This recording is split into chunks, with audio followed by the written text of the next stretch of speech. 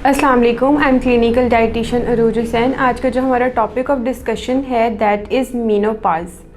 अब मेनोपॉज क्या होता है? मेनोपॉज बेसिकली जो है वो एक नेचुरल बायोलॉजिकल प्रोसेस है। आप में से ऐसी बहुत सी फीमेल्स हैं जिनको इस बारे में नॉलेज नहीं होता है या जिनको पता नहीं होता कि उनके अगर पीरियड्स इरेगुलर हो रहे हैं तो वो किस वजह से हो रहे हैं। अब हम बात कर लेते हैं कि ये इस स्टेज जो है वो किस टाइम पर आती है। तो बेसिकली जो है जब आप 40 प्लस हो जाती हैं, 40, 45, 50 या जो है एक्सीड जो है इसकी एज लिमिट 55 होती है। जब आप 55 तक आ जाती हैं तो ये एक जो है वो नेचुरल प्रोसेस है और ये नेसेसरी है कि आपके जो साइकिल है, जो आपका जो मंथली मेंस्ट्रुअल साइकिल होता है वो स्टॉप हो जाता है, उसकी रेगुलेशन जो है वो स्टॉप हो जाती है।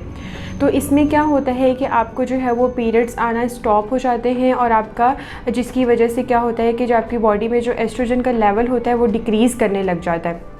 तो अब इसमें होता क्या है, इसके क्या सिम्टम्स हैं और इसके आपकी जो बॉडी पे इफ़ेक्ट होता है वो किस तरह का होता है, आज हम इस वीडियो में ये डिस्कस करेंगे। तो सबसे पहले हम बात कर लेते हैं कि इसके सिम्टम्स क्या होते हैं, आपको किस तरह से पता चलेगा कि आपका जो है वो मेनोपॉज का स्टेज आने वाला है। अब इसके जो है वो 3 स्टेजेस होते हैं। एक होता है पेरी मेनोपॉज जिसमें आपको थोड़े बहुत सिम्टम्स जो है वो शो होना शुरू हो जाते हैं। एक होता है मेनोपॉज और लास्ट वन होता है पोस्ट मेनोपॉज। तो जब आप जो है बहुत सी फीमेल्स इस तरह की होती हैं और हमारे पास जो है वो आती भी हैं कि हमारे पीरियड्स इरेगुलर हो गए हैं, हमारी एज जो है वो 40 प्लस हो गई है, हमें ठीक से पीरियड्स नहीं आ रहे हैं, तो इसकी क्या रीज़न है? तो इसकी सिंपली रीज़न यही होती है कि आपका जो है वो पेरी मेनोपॉज चल रहा होता है और उसके बाद आपका मेनोपॉज स्टार्ट होने वाला होता है।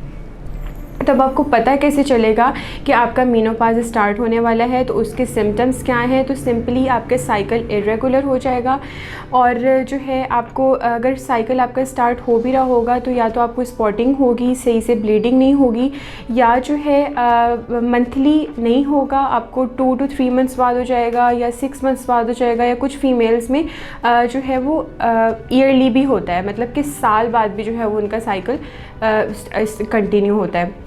तो इसके इफ़ेक्ट आपकी जो है वो बॉडी पर किस किस्म के हो सकते हैं? तो आपकी आई साइड पे इफ़ेक्ट होगा, इसकी वजह से आपका जो है वो विज़न जो है वो ब्लरी सी हो जाएगी, आपको जॉइंट्स पेन भी हो सकता है, आर्थराइटिस भी हो सकता है और जो है आपका हेयर फॉल भी हो सकता है और वेट गेन भी हो सकता है। तो अब जो है हम डाइट की तरफ आ जाते हैं कि आपने किस किस्म की डाइट लेनी है कि आप जो है वो हेल्दी रहें अपने मेनोपॉज के बाद भी। तो हमारी बहुत सी फीमेल्स का ये इशू होता है, स्पेशली जो एशियन कंट्रीज़ में जो हमारी फीमेल्स होती हैं वो अपनी डाइट का बिल्कुल ख्याल नहीं रखती हैं, ना ही किसी सप्लीमेंट का एडिशन करती हैं, ना ही वो अपनी डाइट का ख्याल रखती हैं।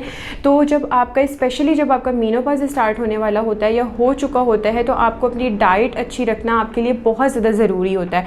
अब डाइट में क्या चीज़ जो है जो सबसे ज़्यादा इंपॉर्टेंट है आपके लिए, जो विटामिन डी और विटामिन ए और विटामिन B12, ये 3 विटामिन जो है वो बहुत ज़्यादा इंपॉर्टेंट हैं कि आप अपनी डाइट में ऐड करें, क्योंकि मेनोपॉज के बाद सबसे जो पहला इफ़ेक्ट है वो आपकी बोन्स पर होता है। आपकी बोन्स जो है वो वीक हो जाती हैं, इसीलिए अगर आप विटामिन डी का इस्तेमाल नहीं करेंगे, अगर आप कैल्शियम जो रिच जो चीज़ें हैं अगर आप वो अपनी डाइट में नहीं लेंगे तो आपकी बोन्स स्ट्रॉन्ग होने की बजाय जो है वो वीक होती चली जाएंगी।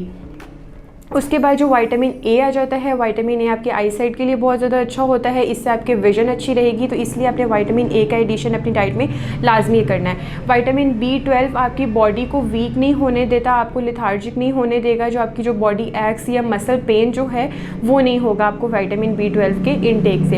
अब हम बात कर लेते हैं कि कौन सी चीज़ें हैं, कौन सी डाइट है जिसमें आपको विटामिन B12 भी मिल जाएगा, विटामिन ए और विटामिन डी भी मिल जाएगा। तो जितने भी डेयरी प्रोडक्ट्स हैं, चाहे वो चीज़ है, वो मिल्क है या वो योगर्ट है, उसका इस्तेमाल आपने ज़्यादा से ज़्यादा करना है। फ़िश में ओमेगा 3 फैटी एसिड भी आ जाता है, उसमें विटामिन डी भी बहुत ज़्यादा अच्छी क्वांटिटी में मौजूद होता है, इसलिए आपने इन चीज़ों का इस्तेमाल अपने रूटीन में लाजमी करना है। अब हम विटामिन ए की बात कर लेते हैं कि कौन सी ऐसी चीज़ें हैं जिनमें विटामिन ए मौजूद होता है। तो जो आपकी जो रेड या आपके जो रेड जो फ्रूट्स हैं या आपकी जो रेड वेजिटेबल्स हैं उसमें बहुत ज़्यादा जो विटामिन ए का कॉन्टेंट मौजूद होता है। आप कैरेट्स जो है वो अपनी डाइट में ज़्यादा से ज़्यादा लें और आप रेड बीन्स का इस्तेमाल जो है वो अपनी डाइट में ज़्यादा से ज़्यादा करें। उसके बाद आ जाता है विटामिन B12। विटामिन B12 किन चीज़ों में होता है, आपको सनलाइट के थ्रू भी मिलेगा। आपको जो है आप बनाना अपनी डाइट में लाजमी ऐड करें और जितने भी फ्रूट्स जो है वो सीजनल फ्रूट्स हैं आप अपनी डाइट में लाजमी ऐड करें।